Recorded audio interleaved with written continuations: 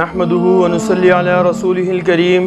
اما بعد فاعوذ بالله من الشيطان الرجيم بسم الله الرحمن الرحيم رب اشرح لي صدري ويسر لي امري واحلل عقدة من لساني يفقهوا قولي۔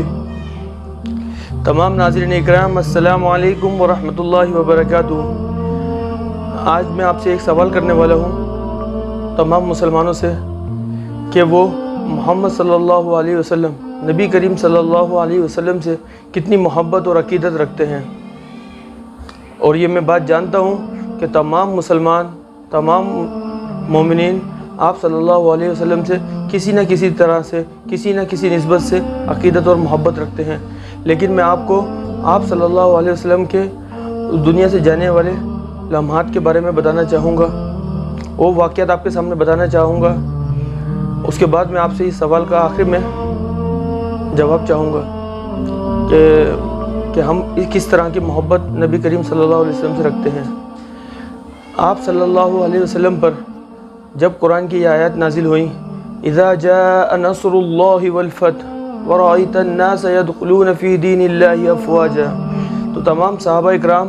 بہت خوش ہوئے اور انہوں نے کہا کہ اسلام کو فتح مل گئی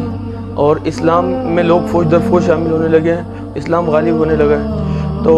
اس وقت پہ حضرت ابو بکر صدیق رضی اللہ تعالیٰ عنہ رونے لگے۔ تو صحابہ اکرام نے پوچھا کہ آپ کیوں رو رہے ہیں؟ انہوں نے کہا کہ اس آیت میں اللہ رب العزت نے جو میسیج دیا ہے ہم لوگوں کے لیے، اس پہ اگر غور کرو تو آپ لوگ بھی رونے لگو گے۔ وہ میسیج یہ تھا کہ اللہ رب العزت نے نبی کریم صلی اللہ علیہ وسلم کو اس جہان میں جو مشن، جو پیغام لے کے بھیجا تھا، وہ پیغام دنیا تک پہنچ گیا، قرآن مجید دنیا تک پہنچ گیا، اللہ کا پیغام پہنچ گیا اور دین اسلام غالب ہونا شروع ہو گیا۔ تو حضرت ابو بکر صدیق رضی اللہ عنہ نے فرمایا کہ اب نبی صلی اللہ علیہ وسلم کا رخصت ہونے کا وقت آ گیا۔ اس آیت کا میسیج یہ تھا۔ اس کے بعد آپ صلی اللہ علیہ وسلم نے صحابہ کو ایک دفعہ فرمایا کہ اللہ کے ایک بندے کو اللہ رب العزت نے دو چوائس دی، یا تو وہ اللہ کے پاس آ جائیں یا دنیا میں رہیں۔ تو اس اللہ کے بندے نے اللہ کو چن لیا۔ تو حضرت ابو بکر صدیق رضی اللہ عنہ پھر رونے لگے اور انہوں نے کہا نبی صلی اللہ علیہ وسلم جس بندے کا ذکر کر رہے ہیں وہ بندے کوئی اور نہیں، خود محمد صلی اللہ علیہ وسلم ہیں۔ انہیں اندازہ ہو گیا تھا کہ اب نبی صلی اللہ علیہ وسلم ہم سے دور ہو جائیں گے۔ حضرت علی رضی اللہ تعالیٰ عنہ، حضرت ابن عباس رضی اللہ تعالیٰ عنہ فرماتے ہیں کہ ہم آپ صلی اللہ علیہ وسلم کو کندھے کا سہارے دے کر حضرت عائشہ رضی اللہ عنہ کے حجرہ عائشہ میں لے گئے۔ آپ نے پھر بیماری کے باقی دن وہاں گزارے۔ آپ صلی اللہ علیہ وسلم کی جب تھوڑی سی طبیعت سنبھلی تو آپ صلی اللہ علیہ وسلم نے خطبہ دیا، تمام مسلمانوں کو نصیحت کی اور آپ صلی اللہ علیہ وسلم نے فرمایا کہ ہلاک ہو، برباد ہو یہود و نصارہ جنہوں نے اپنے نبیوں کے جانے کے بعد ان کی جگہوں کو، ان کی قبروں کو عبادت گاہ و سجدہ گاہ بنا لیا۔ تو میں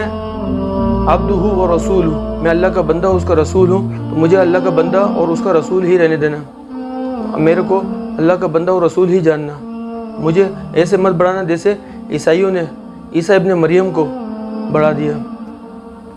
پھر آپ صلی اللہ علیہ وسلم حضرت عائشہ رضی اللہ عنہ کے حجرے میں تشریف لے گئے۔ آپ صلی اللہ علیہ وسلم سے ملنے حضرت فاطمہ رضی اللہ تعالیٰ عنہ آئیں۔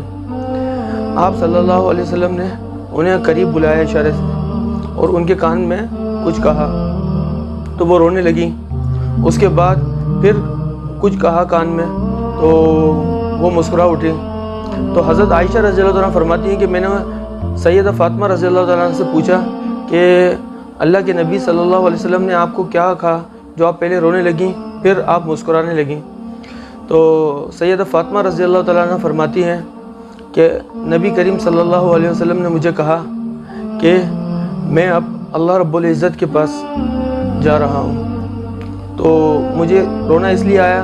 کہ ہیں تو اللہ کے نبی لیکن میرے والد بھی ہیں، تو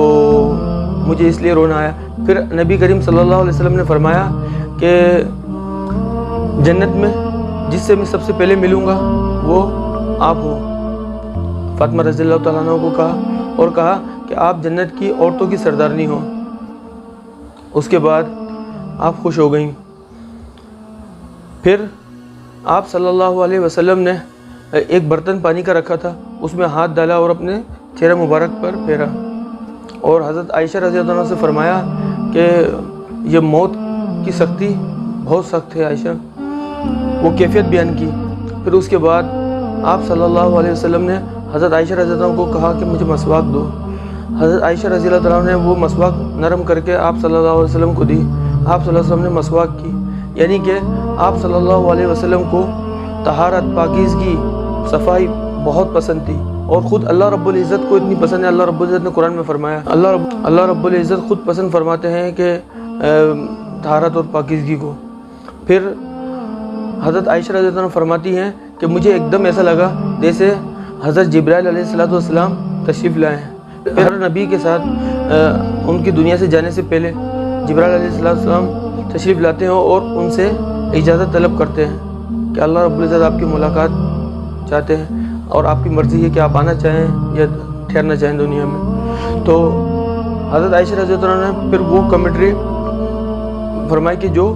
نبی کریم صلی اللہ علیہ وسلم اور حضرت جبرائیل علیہ السلام کے ساتھ جو بات چیت ہوئی، اس کو بتایا، بیان کیا اس طرح سے کہ حضرت جبرائیل علیہ السلام کے آنے کے بعد ایسی خوشبو مہک اٹھی، پورے کمرے کے اندر خوشبو ہی خوشبو تھی۔ پھر آپ صلی اللہ علیہ وسلم نے آسمان کی طرف چہرہ مبارک اٹھایا، اور آپ صلی اللہ علیہ وسلم نے فرمایا رفیق الاعلی، میرا دوست بہت اعلیٰ ہے، یعنی کہ اللہ رب العزت کو چن لیا اللہ کے نبی نے۔ اور اس کے بعد آپ صلی اللہ علیہ وسلم کا ہاتھ مبارک بستر پہ گرا، تو اتنی خوشبو مہکی، اور اس طرح کا ماحول تھا کہ ام سلمہ رضی اللہ عنہا تشریف لائیں، اور انہوں نے آپ صلی اللہ علیہ وسلم کے سینہ مبارک پہ ہاتھ رکھا، تو آپ صلی اللہ علیہ وسلم کے پسینہ مبارک بہ رہا تھا، وہ حضرت ام سلمہ رضی اللہ عنہ کے ہاتھ پر لگا۔ تو حضرت ام سلمہ رضی اللہ عنہ فرماتی ہیں کہ اس کے بعد میں نے ہزاروں دفعہ غسل اور وضو کیا، لیکن وہ ہاتھ سے وہ خوشبو مرتے دم تک مجھ سے نہیں گئی۔ سبحان اللہ، آپ صلی اللہ علیہ وسلم کے پسینہ مبارک سے جو خوشبو اٹھتی تھی، اس خوشبو کو حضرت ام سلمہ رضی اللہ عنہ بیان فرما رہی ہیں کہ اتنی بہترین خوشبو تھی کہ وہ مرتے دم تک میرے ہاتھ سے نہیں گئی۔ اس کے بعد حضرت عائشہ رضی اللہ عنہ نے ایک دم سے آواز لگائی کہ حضرت ابو بکر صدیق رضی اللہ عنہ کو بلاؤ، میرے والد کو بلاؤ۔ حضرت حفصہ رضی اللہ عنہ نے کہا کہ عمر بن خطاب رضی اللہ عنہ کو بلاؤ۔ پھر حضرت فاطمہ رضی اللہ عنہ نے فرمایا کہ حضرت علی رضی اللہ عنہ کو بلاؤ۔ اس کے بعد حضرت عمر رضی اللہ عنہ حضرت مغیرہ بن شعبہ رضی اللہ عنہ کے ساتھ تشریف لائے، اجازت لے کر اندر داخل ہوئے، اور آپ صلی اللہ علیہ وسلم کو دیکھ کر بلیو نہیں کر پائے، اور ان کی محبت اور عقیدت کا یہ عالم تھا کہ وہ کہنے لگے کہ آپ صلی اللہ علیہ وسلم کو دیکھو، میرے نبی کو دیکھو کیسے بیہوش ہوئے، کیسے آرام فرما رہے ہیں، کتنے پیارے لگ رہے ہیں آپ صلی اللہ علیہ وسلم۔ اور انہوں نے باہر نکل گئے۔ باہر جب گئے تو حضرت مغیرہ بن شعبہ رضی اللہ عنہ نے کہا کہ اے عمر، نبی کریم صلی اللہ علیہ وسلم رخصت ہو گئے۔ تو اتنا غصے اور جلال میں حضرت عمر رضی اللہ عنہ آ گئے، انہوں نے اپنی تلوار نیام سے باہر نکالی اور جلال میں آ کے کہا کہ جس نے بھی کہا کہ محمد صلی اللہ علیہ وسلم دنیا سے چلے گئے، میں اس کی گردن اڑا دوں گا۔ اور شیر کی طرح یوں ٹیل لگانے لگے اور ادھر ادھر ٹیلنے لگے اور تلوار ہاتھ میں لیے۔ اس کے بعد حضرت ابو بکر صدیق رضی اللہ تعالی عنہ تشریف لائے، اور آ کر حضرت ابو بکر صدیق رضی اللہ تعالی عنہ ذہنی طور پر پہلے تیار تھے کہ اللہ کے نبی صلی اللہ علیہ وسلم کا جانے کا وقت آ چکا ہے، لیکن آپ حضرت ابو بکر صدیق رضی اللہ عنہ آئے اور آپ صلی اللہ علیہ وسلم کا ماتھے کا بوسہ لیا۔ اس کے بعد بیٹھ کے خوب روئے، روتے روتے آپ کہنے لگے یا خلیل ہی یا رسول ہی، یہ میرے خلیل ہیں، میرے دوست ہیں، یہ میرے رسول ہیں۔ پھر اس کے بعد ہمت کری اور باہر گئے تو دیکھا تو مسلمان بے چینی کے عالم میں ہے۔ تو حضرت عمر رضی اللہ عنہ غصے میں گھوم رہے ہیں، تو حضرت ابو بکر صدیق رضی اللہ عنہ ان کے کندھے پہ ہاتھ رکھا اور کہا عمر بیٹھ جاؤ، عمر بیٹھ جاؤ۔ تو عمر رضی اللہ عنہ سائڈ پہ ہو گئے۔ پھر اس کے بعد تمام مسلمانوں کو مخاطب کر کے حضرت ابو بکر صدیق رضی اللہ تعالیٰ عنہ نے وہ تاریخی جملے کہے۔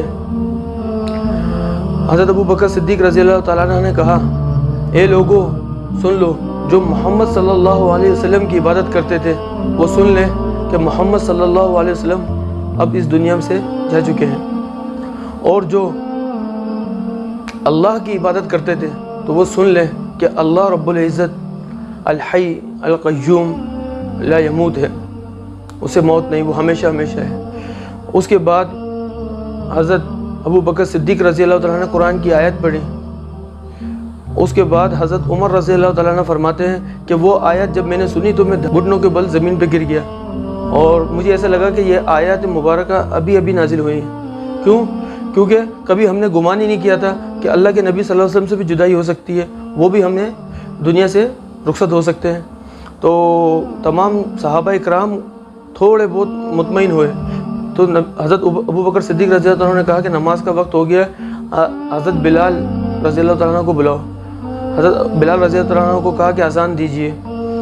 حضرت بلال رضی اللہ تعالیٰ نے جب اذان شروع کی، اللہ اکبر اللہ اکبر اللہ اکبر اللہ اکبر، اشہد ان لا الہ الا اللہ اشہد ان لا الہ الا اللہ اشہد ان محمد کہا، اور حضرت بلال رضی اللہ عنہ کی آواز رک گئی، منہ بند ہو گیا، اور اتنا رونے لگے، پھٹ رہ گیا، اذان نہیں دے سکے، روتے روتے روتے گر گئے۔ حضرت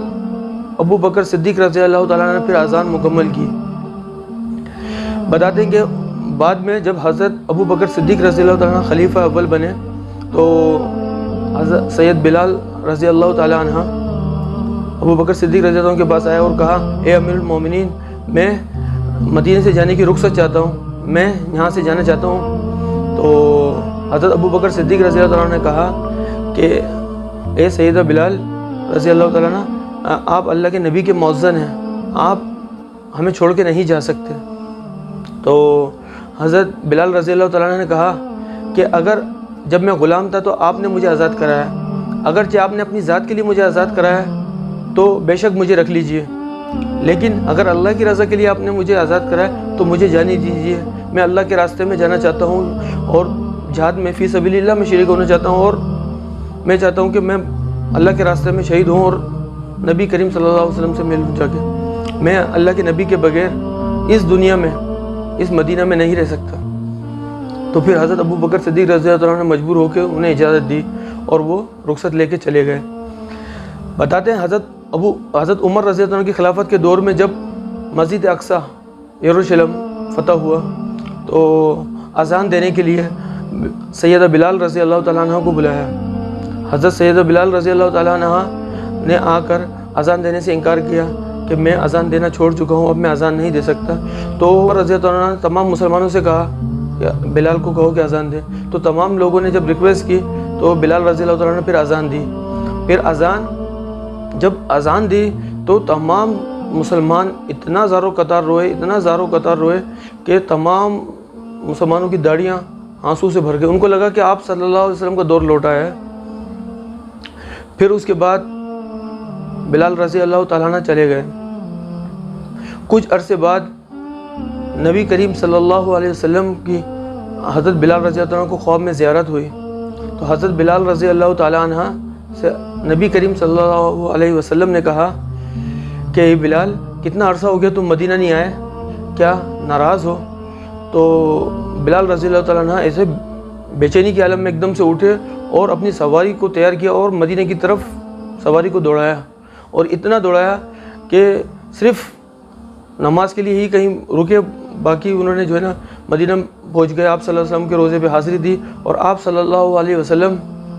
کے روزہ رسول پر بیٹھ کے اتنا روئے، اور انہوں نے کہا یا رسول اللہ میں آ گیا، یا رسول اللہ صلی اللہ علیہ وسلم میں آپ سے کبھی غافل نہیں ہوا، میں کبھی آپ کو نہیں بھولا، ہمیشہ آپ کو جہاں بھی رہا درود و سلام بھیجتا رہا، ایک منٹ کے لیے بھی آپ کی یاد مجھ سے نہیں گئی، اور میں آپ کی یاد اور آپ کی محبت میں ہی بے چین ہوں۔ اتنے میں لوگوں کو پتہ لگا مدینہ میں، وہ حالانکہ بتا کے نہیں آئے تھے، کسی کو نہیں بتایا کہ میں آ رہا ہوں، تو ایک دم سے آپ صلی اللہ علیہ وسلم کی زیارت ہوئی تو وہ دوڑ پڑے آپ صلی اللہ علیہ وسلم کی محبت میں۔ تو امام حسن حسین رضی اللہ تعالی عنہ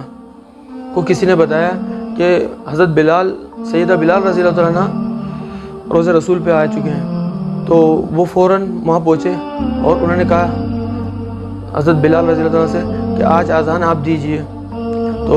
پہلے تو انہوں نے انکار کیا، پھر دیکھا کہ نواسہ رسول کی ریکویسٹ انہوں نے کہا تو منع نہیں کر سکے، پھر انہوں نے اذان دی۔ جب انہوں نے اذان دی تو مدینہ منورہ کے اندر لوگ گھروں سے اس طرح سے چیخ و پکار کرتے ہوئے باہر نکلے کہ ان کو لگا کہ آپ صلی اللہ علیہ وسلم 1 منٹ کے لیے دوبارہ لوٹ آئے ہیں۔ اس طرح سے عورتیں، بچے، بوڑھے، تمام لوگ اپنے گھروں سے باہر نکل آئے۔ تو میرے بھائیوں اور بہنوں، میں یہ بتانا چاہتا ہوں کہ آپ صلی اللہ علیہ وسلم سے محبت اور عقیدت صحابہ کرام رضوان اللہ اجمعین کی یہ تھی، اور آج ہم لوگوں کی محبت اور عقیدت کیا ہے، میں یہ آپ کے سامنے ہائی لائٹ کرنا چاہتا ہوں۔ اور دوسرا،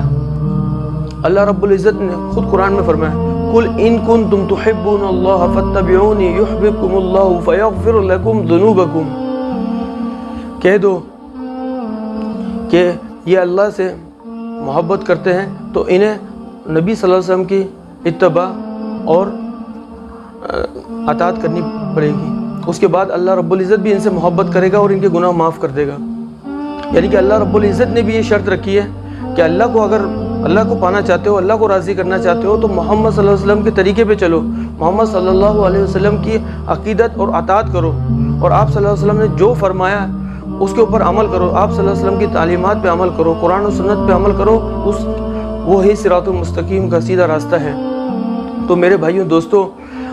رضیت باللہ ربا وبالاسلام دینا وبمحمد النبی صلی اللہ علیہ وسلم، کہ میں راضی ہوں میرا رب اللہ ہے، میں راضی ہوں کہ میرا دین اسلام ہے، میں راضی ہوں کہ میرے نبی اور رول ماڈل محمد مصطفیٰ صلی اللہ علیہ وسلم ہے۔ اگرچہ ہماری یہ عقیدت اور یہ محبت ہے تو الحمدللہ ثم الحمدللہ سبحان اللہ، اور اگر ہم اس سے تھوڑا آگے پیچھے ہیں تو پلیز ابھی بھی کوشش کریں، ابھی بھی وقت ہے ہمارے پاس کہ ہم اپنے نبی صلی اللہ علیہ وسلم سے، دین سے، اسلام سے، اللہ رب العزت سے تعلق بنائیں، قرآن و سنت سے جڑیں، اس کو غور و فکر کریں، اپنی اولاد کو، اپنے بچوں کو بھی قرآن و سنت کے بارے میں بتائیں، نبی صلی اللہ علیہ وسلم کی سیرت مبارکہ اپنے بچوں کو اور خود بھی پڑھیں اور اس پہ عمل کریں، اس پہ غور و فکر کریں، کیونکہ دیکھ لیں آج پوری دنیا میں کیسے پروپیگنڈے ہو رہے ہیں، ہمارے نبی صلی اللہ علیہ وسلم کی ذات مبارک کو کیوں ہٹ کیا جا رہا ہے؟ اس لیے کیا جا رہا ہے کہ ہم لوگ غافل ہو گئے، ہم لوگوں نے نبی صلی اللہ علیہ وسلم کی سیرت مبارکوں کو چھوڑ دیا، ہم لا علم ہو گئے۔ آپ صلی اللہ علیہ وسلم سے صرف عقیدت تو ہے، وہ محبت، وہ عشق نظر نہیں آتا، جس کی بنا پر لوگ ہمارے خلاف آپ صلی اللہ علیہ وسلم کی ناموس کے اوپر جو ہے نا اٹیک کرتے ہیں، حملہ کرتے ہیں۔ تو میں آپ سے کہنا چاہتا ہوں آخر میں، نقش قدم نبی کے ہیں جنت کے راستے، نقش قدم نبی کے ہیں جنت کے راستے، اللہ جل جلالہ سے ملاتے ہیں سنت کے راستے۔ علینا الا البلاغ المبین۔ السلام علیکم ورحمۃ اللہ وبرکاتہ۔